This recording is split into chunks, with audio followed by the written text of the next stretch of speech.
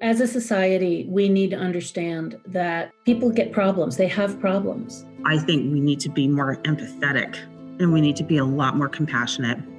Because not everyone experiences mental health struggles the same way. Our job is to normalize it and to talk frankly. And ultimately, I think it's about building an accessible, appropriate, effective, evidence-based and coordinated system of care so that these individuals can get the help that they need. There's just so many other layers of problems that get worse and worse. Not being able to pay your rent, if you're having problems with your employment. We need to understand that people struggle, and in particular right now with the pandemic. I think COVID has made this definitely more difficult. The messaging is counterintuitive because before it was about not using drugs alone and being around people, and now we're saying isolate and be alone. As much as we try, you still lose that connection, the personal human connection. People are not in contact with each other, and we know that addiction is a condition that's very much fueled by being disconnected. What are the underlying reasons why you're using substances? C'est grâce à AMHO que j'ai pu avoir cette opportunité-là de travailler sur une problématique pareille. Because we have a huge agenda to fill and we can't do it by ourselves. We all know someone who has struggled or is struggling right now. Please note mental health struggles are not anything to be ashamed of or afraid of, and to know that you're not alone. That you're not alone. You're not alone.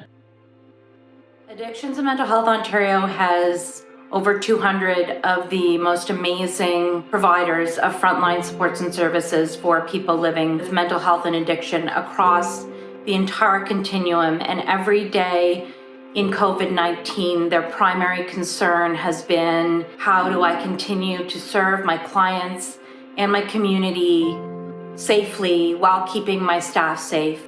Well, I think all of us have been operating in a very extreme mental state. For those of us who aren't even dealing with a mental illness, we don't have access to the things we normally would have access to that keep us mentally well, that let us take care of our mental well-being. All of this stress we're experiencing, as well as the shutdown of services, it's going to mean for a whole portion of the population that never would have needed services in the absence of COVID-19 will need services, and we want to get them services as quickly as we can.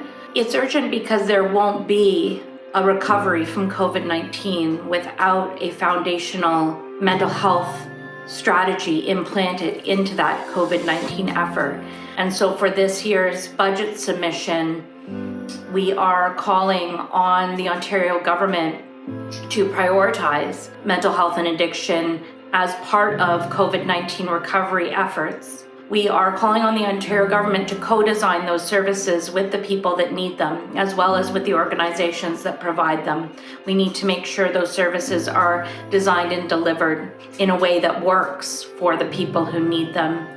And then lastly, we are losing way too many people to the opioid crisis, the overdose crisis in Ontario, and we are calling on the Ontario government for a particular targeted strategy that's going to tackle the overdose crisis. Addictions and Mental Health Ontario, to me, means the possibility that someone's well-being and chance at employment and prosperity and happiness is not defined by their mental illness or substance use.